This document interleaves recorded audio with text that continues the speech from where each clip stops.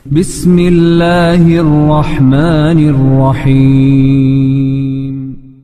Salawat dan salam tak lupa saya haturkan kepada yang mulia alaihi salatu wassalam. Allahumma salli ala Muhammad wa ala alihi wa sahbihi wa man sara ala nahjihi ila yaumiddin. Pembahasan pada malam hari ini kita akan coba mengkaji sebuah wasiat yang sangat agung sekali yang pernah diwasiatkan Nabiullah Nuh alaihi salatu wassalam kepada putra-putranya menjelang ajalnya. Dan begitulah para nabi dan rasul, para sahabat rasul dan para ulama ahli sunnah wal jamaah, mereka senantiasa berwasiat sebelum wafat mereka kepada anak-anak mereka. Artinya wasiat sebelum kematian itu budaya para nabi. Ma'asyiral muslimin yang dimuliakan Allah Subhanahu wa taala, Nabi Nuh alaihi salatu wassalam adalah Abul Bashari Tsani, bapak manusia kedua setelah Adam alaihi salatu wassalam. Disebut bapak manusia kedua karena seluruh keturunan Bani Adam setelah terjadi tsunami, banjir bandang dan tufan di zaman Nuh alaihi salatu wassalam, tidak ada satupun jiwa yang hidup kecuali yang ada di perahu Nuh alaihi salatu wassalam. Dan setelah Allah Subhanahu wa taala selamatkan Nabi Nuh di bumi Irak, di Bukit Judi, maka keturunan pun kemudian menyebar, dan seluruhnya dari keturunan putra-putra Nuh alaihi salatu wassalam, dari Syam, Ham dan juga Yafis. Dari tiga putra Nuh inilah lahir keturunan Bani Adam sampai hari kiamat. Dari sini maka para ulama menyebut Nuh itu bapak manusia kedua setelah Adam.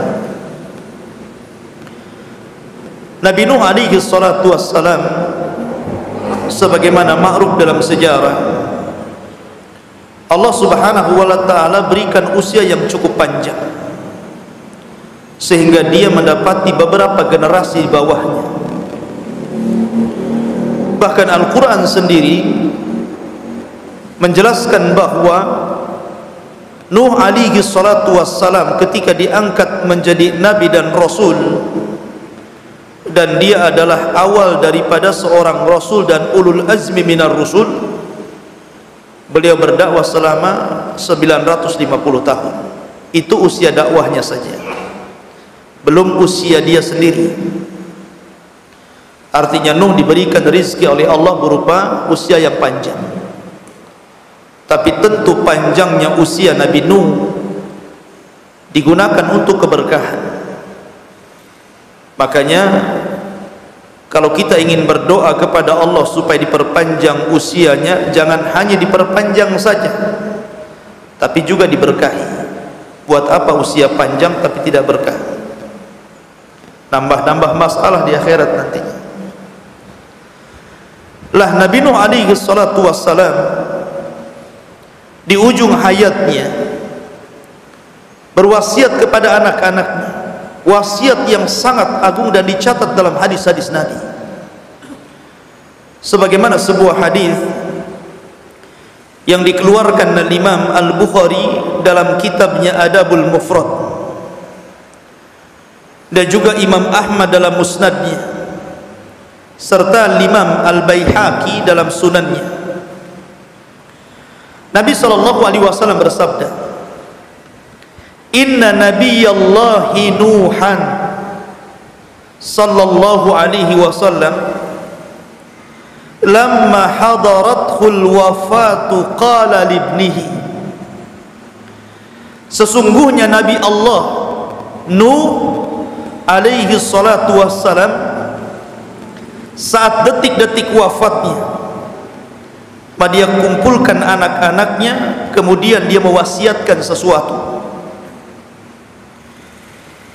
Kata Nuh alaihi salatu wassalam, inni qasin alaikal wasiyah, dengarkan wahai putra-putraku, saya ingin menyampaikan wasiat kepada kalian. Kata Nuh alaihi salatu wassalam, amuruka bithnataini wa anhaka anithnataini, aku larang kalian, aku perintahkan kalian dengan dua perkara, sebagaimana kularang kalian dengan dua perkara. Kata Nuh alaihi salatu wassalam, amuruka bila ilaha illallah fa inna samawati sab'a wal aradina sab'a law wudi'at fi kifatin wa wudi'at la ilaha illallah fi kifatin rajahat bihinna la ilaha illallah. Aku perintahkan kalian, kata Nuh, agar berpegang dengan la ilaha illallah, tidak ada sesembahan yang berhak disembah kecuali Allah. Karena sesungguhnya langit dan 7 lapisnya, bumi dan 7 lapisnya, kalau diletakkan di satu neraca timbangan, kemudian la ilaha illallah diletakkan di neraca timbangan satunya, maka la ilaha illallah itu lebih berat dibandingkan langit dan bumi. Kemudian dia mengatakan, walau anna samawati sab'ah wal aradina sab'ah kunna halqatan mubhamatan qasamathunna la ilaha illallah. Dan kalau seandainya langit dan bumi dan seluruh 7 lapisnya mereka berbentuk sebuah lingkaran yang sangat besar, maka la ilaha illallah akan menutupi semuanya. Ini wasiat yang pertama. Wasiat yang kedua, wa subhanallahi wa bihamdihi fa innaha salatu kulli syai'in wa biha yurzaqul khalqu, dan perkataan subhanallah jangan kau tinggalkan, wa bihamdihi, subhanallah wa bihamdihi jangan pernah kau tinggalkan. Maha suci Allah dan segenap pujian kepadanya. Karena sesungguhnya kalimat subhanallah wa bihamdihi itu adalah pujian segala sesuatu, dan karenanya seluruh makhluk diberikan rizki oleh Allah subhanahu wa ta'ala. Kemudian Nuh mengatakan wasiatnya yang lainnya, wa anhaka anisyirki wal kibri, dan aku larang kalian dari kesyirikan dan kesombongan. Kultu, kemudian seorang sahabat bertanya, aukila atau dikatakan, ya Rasulullah, hada syirku qad arafna. Rasul, syirik tentu kami sudah tahu apa itu syirik. Famal kibru, lalu apa yang dimaksud dengan kesombongan itu? Maka Nuh alaihi salatu wassalam kemudian mengatakan, ayakuna li ahadina na'lani hasanatani lahuma syirakani hasan. Qala la. Kemudian dikatakan kepada Nabi Nuh, apakah orang yang dikatakan sombong itu adalah seseorang yang memiliki dua sandal yang sangat bagus sekali, kemudian dia pakai sandal itu untuk jalan-jalan. Kata Nuh, bukan, itu bukan sombong. Kemudian dikatakan, ahwa an yakuna li ahadina khullah yalbasuha. Apakah orang yang dikatakan sombong itu orang yang punya baju yang sangat indah dan bagus, kemudian dia pakai baju tersebut? Apakah itu yang dikatakan sombong, wahai Nuh? Kata Nuh, bukan. Kemudian dikatakan lagi dalam riwayat, apakah orang yang sombong itu an yakuna li ahadina ashab yajlisuna ilaih. Apakah orang yang banyak kawannya, banyak temannya, banyak relasinya, kemudian dia berkumpul kepadanya, apa itu dikatakan sombong? Kata Nuh, bukan. Kemudian dikatakan lagi, apakah orang yang sombong itu an yakuna li ahadina dabatan yarkabuha, atau mungkin dia punya kendaraan yang mewah, yang bagus, yang megah, kemudian dia pakai ke sana kemari? Kata Nuh, bukan. Tapi sombong itu adalah safahul haqqi wa ghamdun nas. Sombong itu orang yang menolak kebenaran dan merendahkan orang lain. Lihat ikhwafidin, muliakan Allah subhanahu wa ta'ala, Nuh memberikan wasiat yang sangat agung kepada kita. Kita rinci sekarang. Wasiat Nuh yang pertama, Nuh meminta putra-putranya, dan ini juga wasiat bagi kita semuanya, agar berpegang dengan la ilaha illallah. Tidak ada sesembahan yang berhak disembah kecuali Allah. Inilah kalimatut tauhid, kalimat yang bisa menenangkan setiap muslim. Sebab kalau seandainya kalimat la ilaha illallah, ikhwan, terhujam dalam hati seorang muslim, tenang dia, karena dia yakin tidak ada yang memberikan rizki kecuali Allah, tidak ada yang memberikan keturunan kecuali Allah, tidak ada yang memberikan kesehatan kecuali Allah, tidak ada yang memberikan kenikmatan dunia kecuali Allah. Sehingga orang yang yakin perkara itu bahwa tidak mungkin kecuali Allah yang memberikan nikmat kepada kita, tenang, karena Allah tidak mungkin mewafatkan seorang hamba sampai Allah sempurnakan rizkinya. Lalu apa yang dikhawatirkan? Apa yang dikhawatirkan? Rizki itu datang dari Allah, bukan dari kita. Karena banyak di antara orang-orang awam itu, ikhwan, yang takut kehilangan rizkinya. Bahkan saya punya pengalaman. Jadi di depan itu ada orang jualan, kemudian saya parkir mobil di depannya, di pinggir jalan. Kalau orang lewat dari sini, tentu jualannya terhalangi mobil saya yang parkir. Saya ditegur, Pak, bisa nggak mobilnya pindah dari sini? Dagangan saya gelap. Saya lihat dagangannya tak gelap, ada listriknya, ada cahayanya. Rupanya yang ia maksudkan, apa, dikhawatirkan jualannya tidak kelihatan oleh orang, sehingga kurang yakin bahwa rizkinya itu tidak akan diberikan oleh Allah gara-gara terhalangi tadi, gitu. Ini salah satu contoh. Ma'asyiral muslimin yang dimuliakan Allah azza wajalla, rizki itu sudah ditentukan oleh Allah azza wajalla.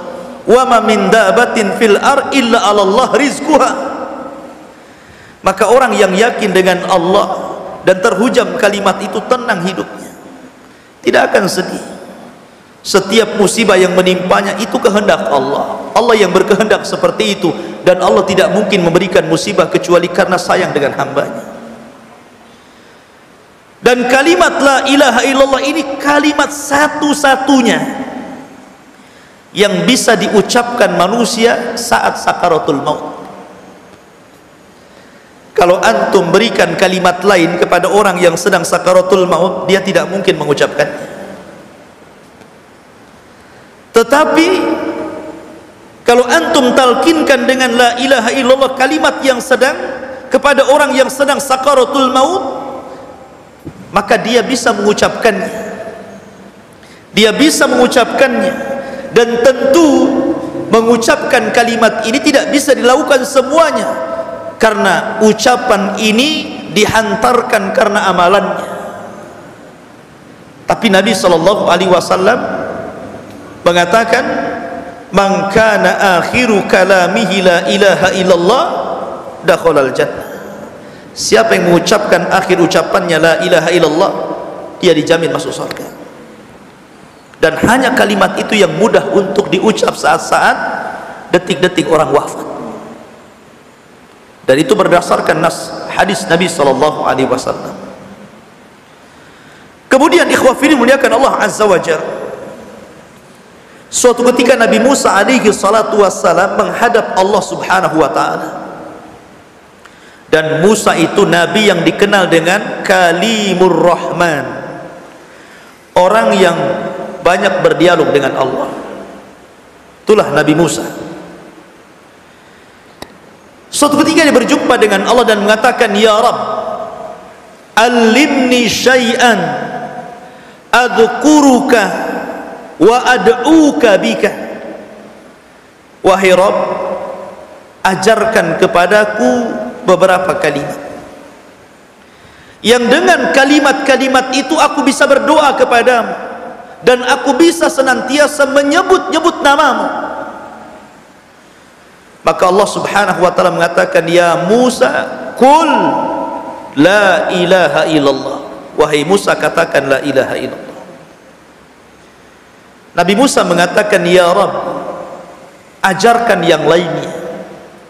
Kalimat itu sudah sering diucapkan manusia. Maka Allah mengatakan, ya Musa, qul la ilaha illallah.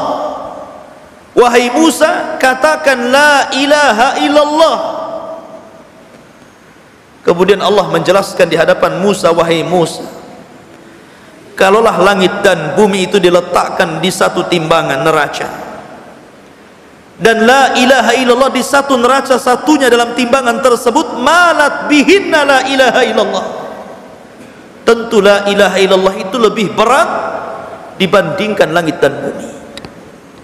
Jadi ini bukan kalimat biasa. Maka dijelaskan dalam sebuah riwayat bahwa kelak di akhir zaman Islam ini akan tergerus, sehingga banyak orang yang tidak kenal sholat, tidak kenal puasa, tidak kenal haji, tidak kenal ibadah-ibadah yang diperintahkan kepadanya, dan itu kelak di akhir zaman. Dan rupanya apa yang disabdakan Nabi menjadi sebuah kenyataan. Hari ini banyak orang-orang yang tidak kenal sholat. Bahkan orang yang sholat sendiri tidak tahu hukum-hukum sholat. Banyak orang yang tidak puasa. Bahkan orang yang puasa sendiri tidak tahu hukum-hukum puasa. Banyak orang yang haji, yang tidak pernah haji, bahkan yang haji pun tidak kenal hukum-hukum haji, ngikut mutawifnya saja. Dan di akhir zaman orang sudah tidak akan kenal sholat, zakat, puasa dan ibadah yang diperintahkan, sehingga mereka hanya mengenal satu, la ilaha illallah. Kalimat la ilaha illallah. Kemudian seseorang bertanya kepada Hudzaifah ibnul Yaman. Hudzaifah ibnul Yaman ini seorang sahabat yang merupakan sirrun Nabi, pemegang rahasia Nabi. Seluruh orang-orang munafik nama-namanya ada pada Hudzaifah catatannya. Tidak ada orang yang tahu kecuali Nabi dan Hudzaifah saja. Makanya disebut sirrun Nabi, pemegang rahasia Nabi. Dan dialah yang banyak meriwayatkan hadis-hadis tentang fitnah akhir zaman. Orang ini bertanya kepada kepada Hudzaifah, ya Hudzaifah, Raqib dan Atid salah nyatat. Kata dia mengatakan, tidak ya Rabb, semua sudah benar, ini kesalahanku. Maka Allah mengatakan, alaka hasanah, kamu punya kebaikan. Maka orang ini sudah ngedown dulu, sudah mentalnya turun melihat kesalahan yang begitu banyak. Dia mengatakan, ya Rabb, sekalipun saya punya kebaikan, apalah artinya dengan kesalahan ini? Ini baru satu, yang 98 belum dibuka tuh. Makanya dia mengatakan, apalah kebaikan yang aku miliki ya Rabb dibandingkan dengan kesalahan ini? Akhirnya Allah subhanahu wa ta'ala keluarkan kartu sakti. Tidak, kata Allah, kamu punya kebaikan yang bisa mengimbangi 99 catatan burukmu. Kemudian Allah keluarkan kartu dan bertuliskan la ilaha illallah. Artinya ketika dia meninggal dunia, dia tidak menyekutukan Allah sedikit pun. Mungkin dia berzina, mungkin dia minum khamar, mungkin dia mabuk, mungkin dia membunuh orang, mungkin dia berbuat zalim, dan seluruh perbuatan dosa dia lakukan. Tapi saat dia meninggal dunia, dia membawa la ilaha illallah dan tidak menyekutukan Allah sedikit pun. Akhirnya kemudian Allah subhanahu wa ta'ala timbang 99 itu di satu neraca, dan kartu sakti la ilaha illallah di neraca satunya tiba-tiba malat bihinna la ilaha illallah. La ilaha illallah lebih berat. Kemudian Allah masukkan dia ke dalam surga. Lihat bagaimana keutamaan la ilaha illallah. Di zaman Nabi SAW ada seorang kakek, dah tua, usianya hampir 100 tahun. Dari kecil sampai tua tidak pernah berbuat baik, jahat terus. Semua maksiat sudah dia lakukan. Tidak ada satupun maksiat yang dilakukan kaumnya kecuali dia lakukan. Artinya dia sudah kaya dengan maksiat. Dia datang kepada Rasul sallallahu alaihi wasallam, ya Rasulullah, apakah orang sepertiku yang sudah bergelimang dosa ini bisa bertobat? Ya Rasulullah, inni fa'altu dzamban 'aziman law wuzi'at ala ahli al-ardi lawasi'athum. Rasul, aku sudah banyak melakukan dosa besar. Kalau dosaku dibagi-bagi kepada seluruh penduduk negeri ini, cukup untuk mereka dosanya, saking banyaknya itu. Kemudian Nabi SAW mengatakan, kemudian orang ini bertanya kepada Rasul, ya Rasulullah, afidinika minat taubah, apakah dalam agamamu ada taubat seperti orang sepertiku ini? Maka Nabi SAW, atashhadu an la ilaha illallah wa anni rasulullah, maukah kau bersaksi bahwa tidak ada sesembahan yang berhak disembah kecuali Allah, la ilaha illallah, dan aku adalah utusan Allah? Maka dia mengatakan, dia asyhadu an la ilaha illallah wa asyhadu annaka rasulullah. Maka Rasul mengatakan, Allahu Akbar, qad ghafarallahu lak min dhunubik. Allahu Akbar, Allah telah mengampuni dosa-dosamu. Karena sesungguhnya Islam menghapuskan dosa sebelum Islam. Maka kakek ini sangat gembira sekali, karena dia merasa sudah diampuni dosa-dosanya. Lihat ma'asyiral muslimin yang dimuliakan Allah azza wa jalla, la ilaha illallah ini wasiat Nuh kepada kita, kepada putra-putranya, agar kita berpegang dengan kalimat la ilaha illallah. Dan kalimat ini adalah kalimat yang dengannya disyariatkan jihad, diturunkan kitab-kitab, diutus para nabi dan rasul, diciptakan langit dan bumi, itu karena la ilaha illallah. Kemudian Nuh alaihi salatu wassalam melanjutkan wasiat, wa subhanallah wa bihamdihi fa innaha salatu kulli syai'in wa biha yurzaqul khalqu. Dan ucapan subhanallah wa bihamdihi adalah pujian segala sesuatu, dan karenanya Allah limpahkan rizki kepada makhluk-makhluknya. Ikhwatu fiddin, Nabi SAW bersabda, man qala la ilaha illallah, man qala subhanallah wa bihamdihi, ghurisat lahu nakhlatun fil jannah. Barang siapa yang mengucapkan subhanallah wa bihamdihi, maka satu ucapan cukup Anda telah menanam satu pokok kurma di surga. Bahkan dalam riwayat, kalau Anda baca mi'atu marrah, 100 kali dalam sehari, maka Rasul mengatakan Allah akan hapuskan dosa-dosamu, walaupun dosa-dosamu seperti jumlah buih yang ada di lautan, kazabadil bahari. Artinya kalimat ini sangat dalam, kalimat subhanallah wa bihamdihi. Maka jangan pernah tinggalkan kalimat subhanallah wa bihamdihi. Gunakan ini untuk zikir. Subhanallah bihamdihi, subhanallah bihamdihi, subhanallah bihamdihi. Kan mudah ya, tapi pahalanya besar. Dan ini wasiat Nuh kepada anaknya. Kemudian yang kedua, kata Nuh alaihi salatu wassalam, kularang kalian dua perkara. Yang pertama, asyirku, kesyirikan.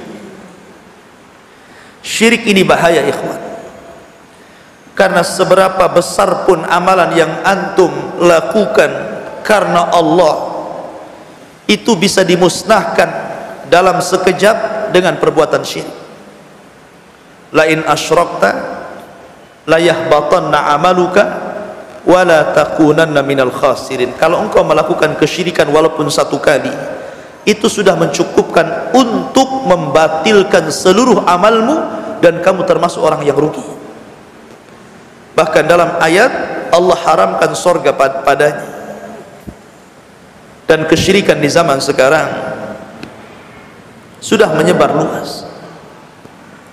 Bahkan saya pernah beberapa hari yang lalu membaca ataupun melihat video yang tersebar di medsos. Antum tahu, sebelum terjadi tsunami dan gempa di Palu, di situ ada ritual yang dilakukan rame-rame, membuang kepala kerbau ke lautan. Kata yang pembuat video tersebut, sebenarnya perkara itu sudah diingatkan para ulama sebelumnya.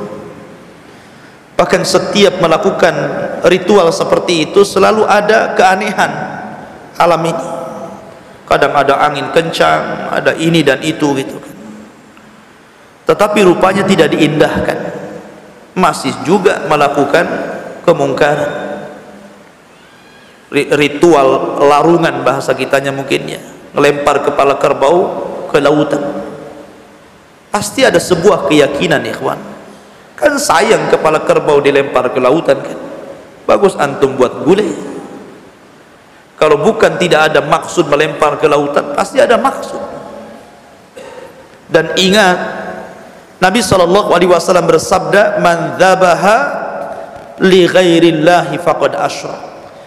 Siapa yang menyembelih bukan karena Allah, maka dia telah melakukan kesyirikan. Dan syirik itu sebesar-besar dosa. Kalau seandainya perzinahan saja yang bukan dosa syirik, dikatakan dalam sebuah riwayat, apabila perzinahan itu sudah menyebar pada sebuah kaum, berarti kaum itu sudah halal untuk diazab. Makanya salah satu ceramah wasiat Abu Bakar Siddiq radhiyallahu an ketika awal menjadi khalifah. Dia mengatakan, ayyuhan nas wa antasyi'al fahishatu fi qaumin qad illa amma humullahu bil bala. Tidaklah sebuah fahishah perzinahan menyebar-nyebar di sebuah daerah dan tidak terbendung kecuali mereka sudah menghalalkan untuk ditimpakan bala bencana kepada mereka. Lah kalau dosa besar saja setingkat zina mengundang bala, mengundang azab Allah kepada mereka, apalagi dosa di atas itu. Dan dosa syirik itu jauh lebih besar dibandingkan dosa zina. Kalau dosa zina ini tahta masyiatillah, masih di bawah kehendak Allah. Kalau Allah mau, Allah ampuni karena mungkin melihat amalan-amalan yang lainnya. Kalau Allah tidak berkehendak, mungkin Allah azab, kemudian Allah masukkan ke dalam surga. Tapi dosa syirik itu tidak ada kesempatan orang masuk surga kecuali bertobat. Kalau dia masuk neraka, khalidina fiha, dikekalkan di dalamnya. Ma'asyiral muslimin yang dimuliakan Allah azza wa jalla. Makanya hampir seluruh para nabi berwasiat kepada anak-anaknya, jangan dekat-dekat syirik. Lihat Luqmanul Hakim, seorang rajulun saleh, orang yang saleh, berwasiat kepada anaknya apa? Ya bunayya la tusyrik billahi inna syirka la zulmun azim. Wahai anak, jangan kau sekutukan Allah ya, karena kesyirikan itu kezaliman yang sangat besar. Kezaliman yang sangat besar ya kawan. Maka kesyirikan dihindari. Karena di masyarakat kita ini, karena jahilnya mereka, tidak paham ini syirik, ini tidak. Bahkan banyak orang-orang yang melakukan sesuatu padahal sesuatu itu mengantarkan kepada kesyirikan. Contoh saja, syirik dalam lafaz yang sering saya cerita, yang jelaskan kepada antum. Terkadang di masyarakat kita ini banyak orang yang bicara nggak dipikir bahwa pembicaraan yang keluar dari lisannya itu adalah kesyirikan. Entah karena kejahilannya, atau karena kebodohannya, atau karena ketidaktahuannya, atau memang sengaja dia mengeluarkan kalimat itu. Tapi yang jelas ikhwan, namanya kesyirikan, Quran sudah sampai kepada kita, hadis-hadis Nabi sudah sampai kepada kita, para asatid, para ulama sudah sampai menyampaikan bahaya syirik, sehingga tidak ada udzur lagi Anda jahil atau tidak jahil. Seperti ucapan umpamanya mengatakan, menyamakan Allah dengan makhluknya. Kalau bukan karena Anda, tentu saya tidak sukses, atau gara-gara Anda saya jadi bangkrut. Lah, dua kalimat ini kalau dicermati ikhwan, adalah dua kalimat yang mengandung unsur kesyirikan walaupun syirik kecil. Karena dia telah menafikan Allah subhanahu wa ta'ala, bahwa Allah subhanahu wa ta'ala yang menjadikan sukses seseorang. Seolah-olah kesuksesan itu disandarkan kepada makhluk, bukan kepada Allah. Harusnya dia bicara apa? Kalau bukan karena Allah, kemudian kamu, itu pun harus pakai bahasa kemudian, jangan pakai bahasa dan, karena dan itu menyamakan. Baru ucapan itu lurus. Kalau bukan karena Allah, kemudian kamu, baru antum cerita yang lainnya. Jadi Islam itu mengatur ucapan saja sampai dijaga. Makanya ketika ada seorang sahabat datang kepada Rasulullah, Masya Allah wa syi'ta, atas kehendak Allah dan dirimu hai Rasul. Kata Rasul, jangan kau katakan seperti itu, tapi katakanlah Masya Allah wahdah, atas kehendak Allah saja, dan jangan bawa-bawa diriku. Ini Nabi ya, takut kalau melakukan kesyirikan. Ma'asyiral muslimin yang dimuliakan. Kemudian yang terakhir kata Nuh alaihi salatu wassalam, wal kibru, dan sombong. Jauhi kesombongan, karena penyakit sombong ini yang menjadikan iblis terlempar dari sorga dan Allah usir, bahkan Allah laknat iblis karena kesombongan iblis kan. Ketika Nabiullah Adam alaihi salatu wassalam ditiupkan ruh, disaksikan para malaikat, iblis hadir di situ. Kemudian Allah katakan kepada para malaikat, wa idh qulna lil malaikati isjudu li Adam, kami katakan kepada para malaikat, sujud kalian kepada Adam.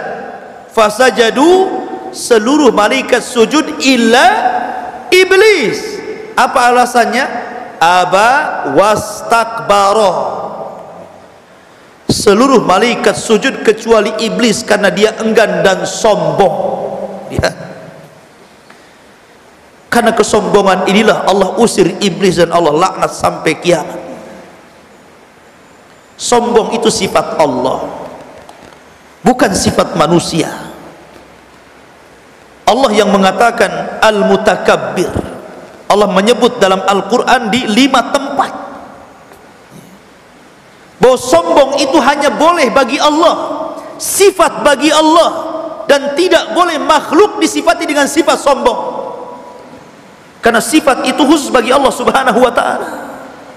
Siapa kita? Kita ini keluar, maaf, dari 2 lubang tempat keluar buang hajat, tempat keluar najis. Pertama dari suami mengeluarkan dengan syahwat, kemudian dari istri mengeluarkan dengan kebencian karena nggak suka sebenarnya perempuan melahirkan itu sakit.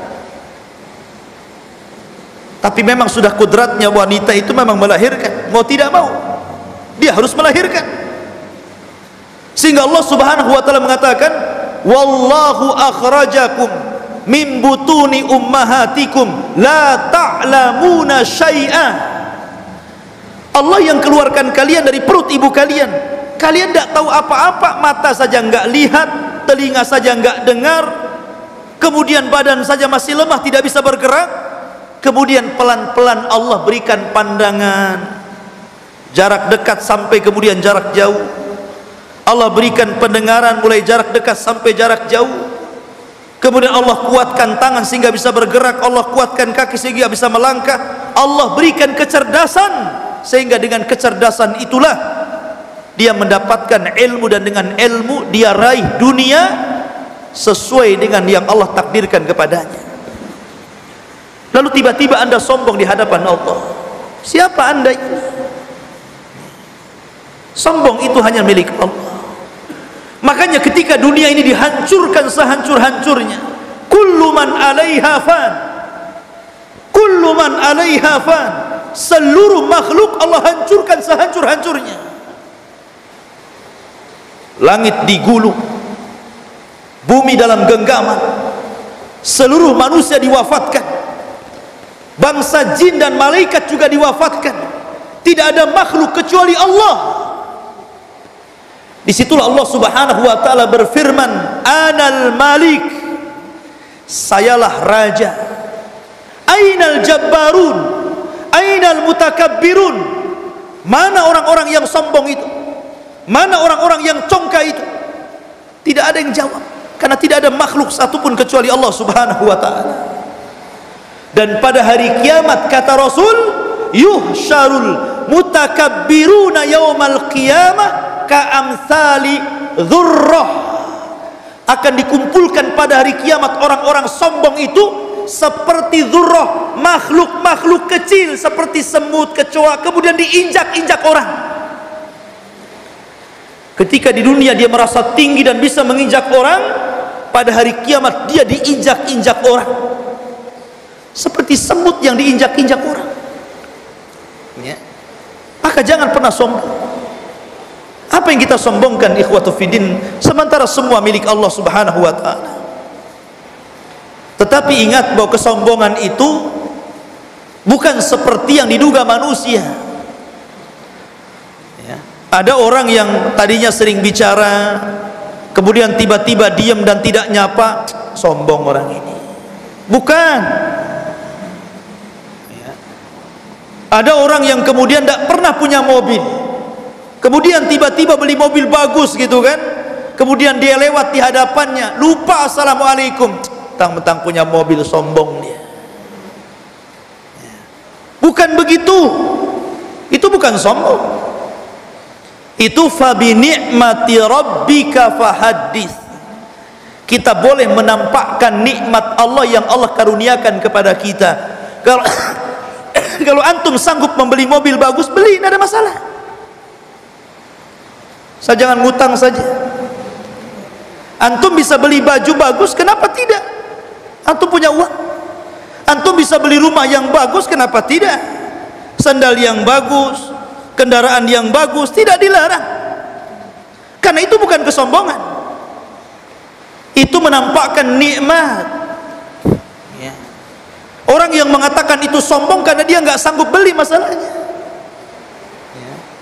Ma'asyiral muslimin yang dimuliakan, tapi Rasul sallallahu alaihi wasallam menjelaskan bahwa sombong itu dalam dua perkara. Pertama, menolak kebenaran, safahul haq, menolak kebenaran. Yang kedua, merendahkan orang lain. Kecuali kalau dengan mobilnya dia rendahkan orang lain, dengan rumahnya dia rendahkan orang lain, dengan pakaiannya direndahkan orang lain, maka itulah kesombongan. Bukan rumah, pakaian dan mobilnya, tapi merendahkannya, itulah kesombongannya. Maka itulah makna kesombongan. Jadi jangan mengecap orang udah itu sombong. Sombong itu artinya menolak kebenaran, dinasihati dia tidak mau, disampaikan dalil Al-Quran dan Sunnah dia tolak, disampaikan kebenaran malah kemudian dia ngeles, tidak terima dengan nasihat. Ada orang yang bertikai, kemudian salah satunya meminta supaya ada orang ketiga yang mendamaikan. Kemudian orang yang ketiganya ini seorang ustadz. Kemudian mulailah ustadz ini menasehati, jangan begini, jangan begitu, ini enggak boleh begitu. Tiba-tiba marah dia, ustadz kenapa begini. Akhirnya dia pergi meninggalkan ustadz. Buat apa saya dengar ustadz ini? Dia enggak tahu masalah katanya, kan gitu ya. Sombong dia. Nah, orang yang sombong itu menolak nasihat, menolak dalil, menolak kebenaran, itu sombong. Kemudian juga merendahkan orang lain. Ini diantara nasihat wasiat Nuh alaihi salatu wassalam kepada anaknya yang sangat bagus sekali untuk dihafal. Dua perkara yang diperintahkan dan dua perkara yang dilarang. Yang pertama tauhid la ilaha illallah, dan yang kedua perbanyak zikir subhanallah wa bihamdihi, dan yang kedua jauhi kesyirikan, dan yang terakhir jangan pernah sombong. Karena sombong ini bahaya, makanya Rasul mensejajarkan antara syirik dan sombong, karena sama-sama bisa menggugurkan amalan. Subhanakallah bihamdika, asyhadu an la ilaha illa anta astaghfiruka wa atubu ilaik. Allahu ta'ala alam. Assalamualaikum warahmatullahi wabarakatuh.